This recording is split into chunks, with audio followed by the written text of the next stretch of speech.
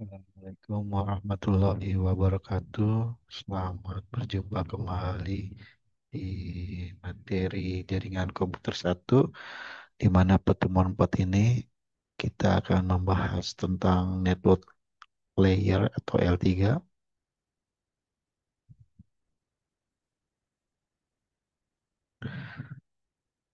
Setelah mengikuti materi ini, kalian diharapkan mampu untuk menjelaskan fungsi dari peran utama network layer atau layer ketiga ini dalam komunikasi global. Lalu kemudian diharapkan rekan-rekan semua dapat membedakan konsep pengelamatan logis IP address dan pengelamatan fisik MAC address. Dan yang ketiga diharapkan juga dapat menjelaskan kembali tentang konsep dasar dari proses routing dan cara kerja perangkat router ini. Lalu dapat menganalisa perjalanan sebuah paket data dari sumber ke tujuan melintas dari berbagai jaringan. Di OSI Layer 7 ini kita kali ini membahas tentang lapisan ketiga atau layer 3 itu network layer, di mana PDU-nya menggunakan packet.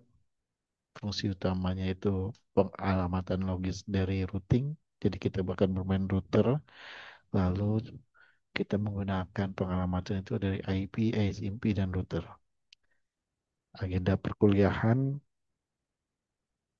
ya, pada review pertemuan 2 ini kita akan membahas tentang batasan layer 2, di mana peran network layer 3, lalu konsep kunci 1 alamat IP, dan konsep kunci 2 routing, lalu perangkat utamanya menggunakan router, lalu prosesnya adalah perjalanan dari sebuah paket data, dan protokol pendukung yang digunakan adalah AEC, MP, dan ERP.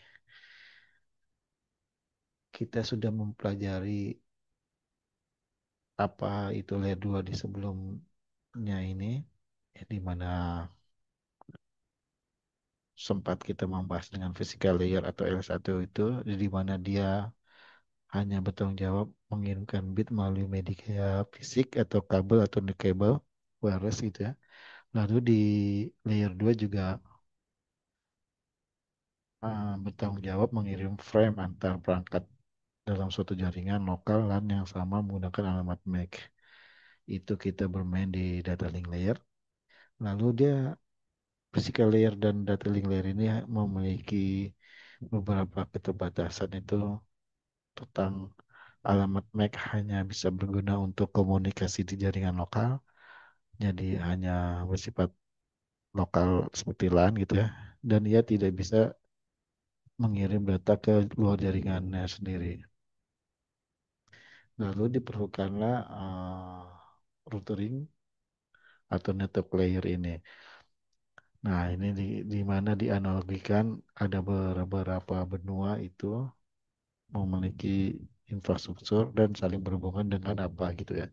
Nah, di sini kita bisa lihat jika alamat MAC hanya untuk percakapan lokal. Lalu bagaimana caranya sebuah data dari laptop di Jakarta bisa sampai ke server Google di California misalnya.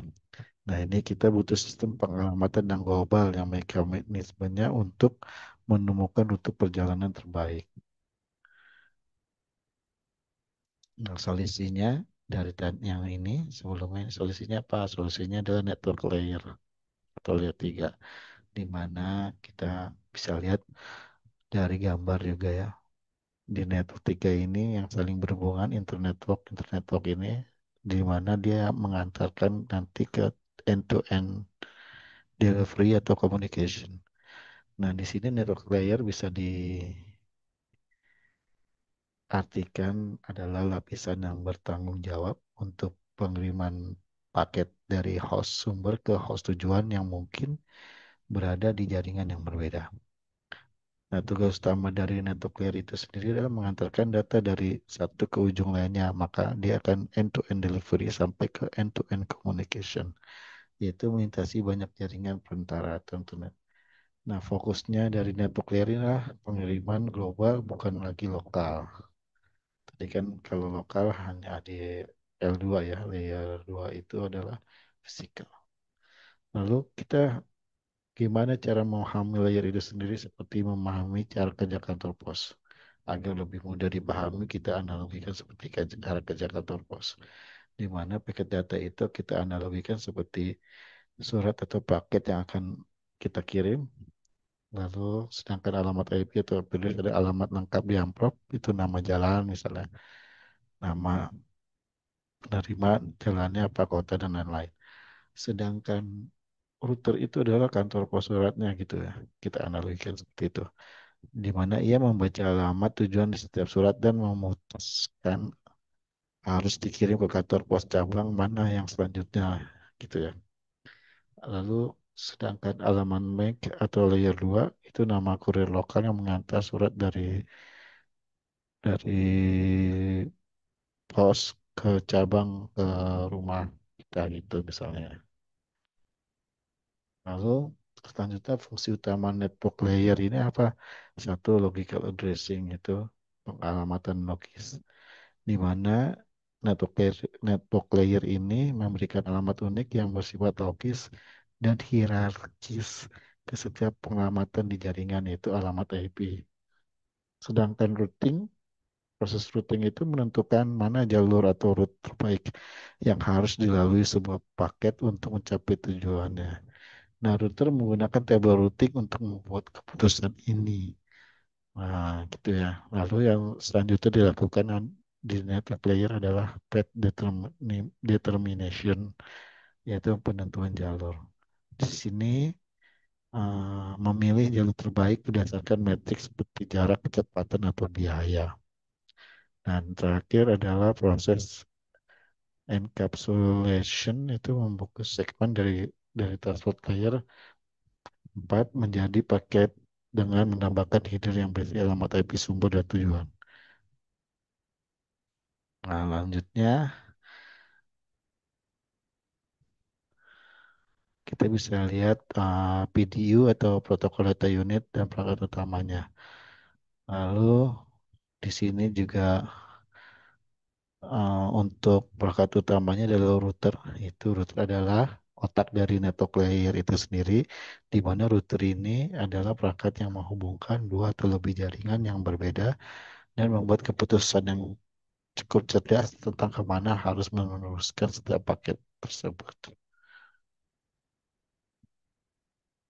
Nah, kita akan mempelajari konsep kunci satu yang sudah dijelaskan di awal, yaitu di mana ini tentang alamat IP atau IP address. Alamat IP atau IP address adalah identitas global Anda di internet. Nah, tapi dia bersifat logis, tidak terikat permanen pada perangkat keras. Nah, alamat IP bisa berubah tergantung di jaringan mana kita akan hubungkan. Berbeda dengan alamat MAC yang bersifat fisik dan permanen. Dia tidak bisa dirubah-rubah. Nah, struktur dari hierarkis terdiri dari dua bagian, yaitu satu network ID yang mana ini menunjukkan di jaringan mana perangkat ini berada. Lalu host ID itu mengidentifikasi perangkat spesifik di jaringan tersebut. Contohnya IPv address ada 192.168.1.10. Seperti itu ya. Lalu konsep kunci kedua adalah routing. Nah, routing adalah proses yang digunakan router untuk meneruskan paket ke jaringan tujuan. Jadi, setiap router memiliki tabel routing yang mana setiap jadwal perjalanan kereta ini jadi terjadwal semua ya, jadi terkontrol, termonitoring dengan routing ini. Lalu selanjutnya tabel ini berisi informasi tentang jaringan-jaringan yang diketahui dan kemana interface atau hop berikutnya. Jadi paket harus dikirim untuk mencapai jaringan tersebut. Lalu yang ketiga, router tidak perlu tahu rute lengkap, ia hanya perlu tahu langkah berikutnya yang terbaik. Jadi kalau kita analogikan seperti GPS yang memberitahu Anda di perempatan berikutnya belok kanan dan bukan langsung memberikan seluruh data jalan dari awal sampai akhir. Itulah dari router. Nah, sedangkan bagaimana router itu bekerja? Nah, dari menerima frame atau L2 router ini menerima sebuah frame dari switch atau perangkat lain di jaringan lokal. Lalu dia membuka frame. Router membuka frame atau amplop ya. Analoginya amplop untuk melihat isinya itu paket L3 alamat MAC dibuang. Lalu dia membaca alamat IP tujuan, yaitu router membaca alamat IP tujuan yang tertera di header file. Lalu network layer juga mencari table routing di mana router mencocokkan alamat IP tujuan dengan entry di table routingnya untuk menemukan jalur terbaik.